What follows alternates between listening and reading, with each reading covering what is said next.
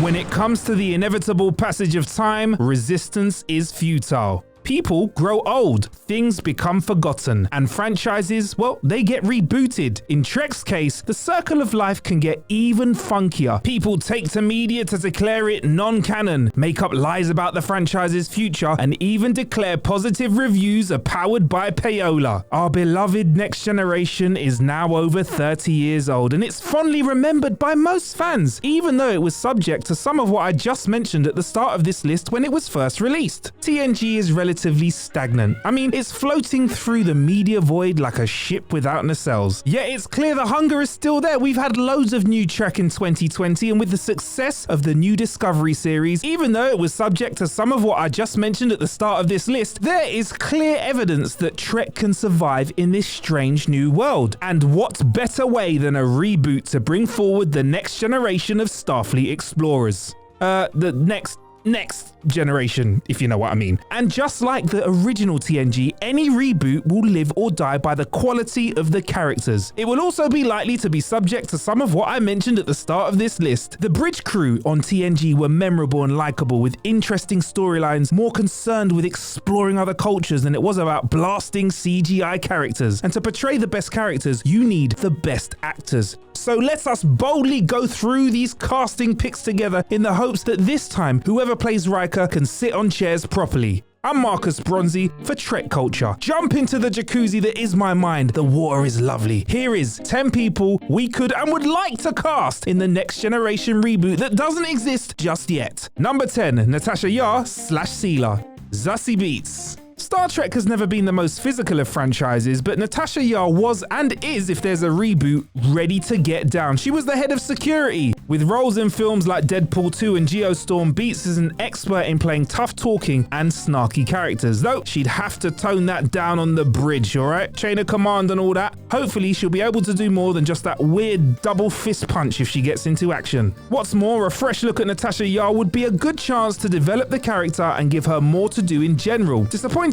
Yar was a little more than a set dressing in most of her appearances, which is what led to her being killed off before the end of the first season. But if history does repeat itself, Beetz can always come back as Sela. Number 9. Guinan, Whoopi Goldberg. Hold tight, I know this is a reboot list, but every reboot needs someone from the original to carry the torch, alright? Who better than the centuries-old barkeep? Much like Picard, Guinan is an older advisory figure, and Goldberg, now her older self, is arguably even better suited to the role now than she was back in 1988. With her soft, smooth voice and whip-smart sense of humor, she could easily slip back into her old character. This would be even more effective if a younger actor was chosen to play Picard this time around, as Guinan's wise and experienced counsel would be all the more necessary. Plus, Whoopi's actual experience of being on Star Trek would be a massive benefit to all of the cast and crew involved, especially since she knew and was reportedly close friends with Gene Roddenberry before his passing. As an older Guinan, she would also serve as a great introduction to several of TNG's famous antagonists as well. Having had personal experience with both the Borg and Q, a great excuse to bring back John Delancey, by the way, and she could act as the show's expository lead. It would beat having to get a certain android to explain everything again. That's enough data. Number 8, Wesley Crusher, Tom Holland. Wesley Crusher, the young scientific genius who had big hopes about saving the galaxy. Wesley Crusher is basically Peter Parker in space, and that is how I got to Tom Holland. He's already shown he can play intelligent and likable characters, and with his wealth of experience in massive blockbuster franchises, handling Star Trek should be no problem. Whilst honestly, Holland's a little bit old for the role, this might play to the show's benefit. As an older, cockier Wesley, he would be great comedic foil for the rest of the crew. On that note, number 7, Dr. Beverly Crusher, Paget Brewster. As Chief Medical Officer, Beverly Crusher served as science expert for the team aboard the Enterprise, and her skills as a doctor formed many of the episode resolutions throughout TNG's tenure. Whoever takes up the mantle therefore must be keen, discerning, and intelligent, or at least be able to act like it. Due to her naturally authoritative presence, Paget Brewster would be a great choice for the principled and proper doctor. And after a 6-year stint on Criminal Minds, Brewster has proven she can play the clever and commanding professional. Plus, she's probably more than capable of spouting reams of technobabble on command. Not only that, but Brewster has some serious comedic chops. You never know, all of that playful banter could finally lead to that Picard Crusher romance thing becoming canon. Number 6, Worf, Jamon Gaston Honzu.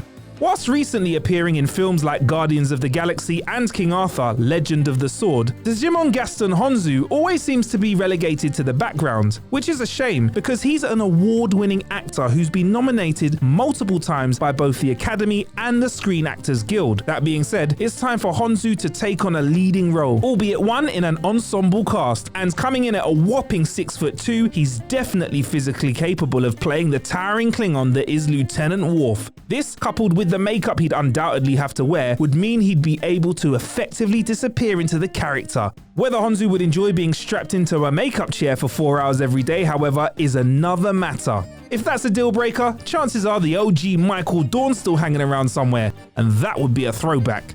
Number 5. Jordi LaForge, Lakeith Stanfield.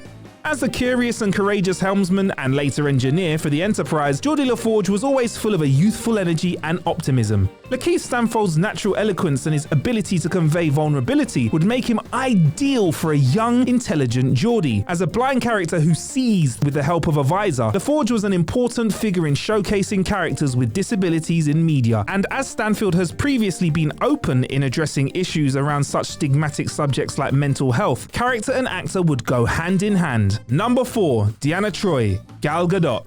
Stay with me. It's a stringy one, but I'm going to pull this together. Serving as the ship's counselor, Deanna Troi forms the emotional backbone of the Enterprise's crew. It helps that being half Betazoid, she can sense the emotions of others, which allows her to compile psychological profiles of the characters with uncanny accuracy. On paper, this sounds absolutely terrifying, but actress Marina Sirtis' talent for portraying empathy, well, that makes Deanna Troi seem more comforting rather than unnerving. This is remarkably similar to Gal Gadot's portrayal of Diana Prince, a superhuman Amazon who believes in the superiority of her race and solving her problems through combat, yet Gal Gadot is able to make Wonder Woman relatable and, well, wonderful. This talent for making the strange seem normal would make her the perfect person to play the alien therapist. The only problem in casting Gal would be finding the time in her schedule between a gazillion DC films she's currently shooting. But as our El Capitan Picard would say, make it so. Right, is that 2 Picards I'm doing in one video? Let's hope they both stay in. Number 3, Data, Doug Jones. As one of the most beloved and recognizable characters in all of Star Trek, choosing the right person to play the soft-spoken android Data would be no mean feat. In theory, Data can be played by anyone, man or woman, as according to the character himself, gender is just another construct to him. But for a choice that is close to the original, whilst adding a little something to it, how about Doug Jones? Stay with me, alright? I know he has been on Star Trek Discovery, but he'd be joining the likes of Jeffrey Combs, James Cromwell, and the legendary Majel Barrett in their legacy of playing multiple characters in Trek. He would also be a great way to tie together the new wave of Star Trek series. As an incredibly gifted physical performer, Jones would have Data's physical mannerisms down perfectly, from the slight head movements to the childlike expressions. And as an incredibly talented mime, it's likely Jones would be able to create a new style of movement for Data, even choosing to walk differently from the other characters on the show. Just cross your fingers that we don't see Data do any of that body horror contortion stuff that he can whip out the bag real easy. Number 2, William T. Riker, Armie Hammer. Whilst choosing the right Jean-Claude Van Damme, whilst choosing the right Jean-Luc Picard might seem like the hardest decision to make, casting First Officer William Riker is a much harder process. Jonathan Frakes' highest accomplishment with the character was both portraying a man who was authoritative as second in command, but also warm and likable, the sort of person that you could see yourself sharing a beer with after a hard shift. Enter Armie Hammer, who seems to have made a career off doing just that. From his time in Call Me By Your Name and The Man from U.N.C.L.E., Hammer excels at playing figures in positions of power and high society, whilst his natural charm and his easygoing manner never make him too unlikable, even in such films like The Social Media. I say, forget the audition, we know that Armie can act. How about we just put a chair in the middle of the room and ask him to sit on it? That by itself will prove to us if he is up to the task. Number 1. Jean-Luc Picard, Tom Hardy. As captain of the Enterprise, Picard always came off as firm but fair, pushing his crew to greatness but never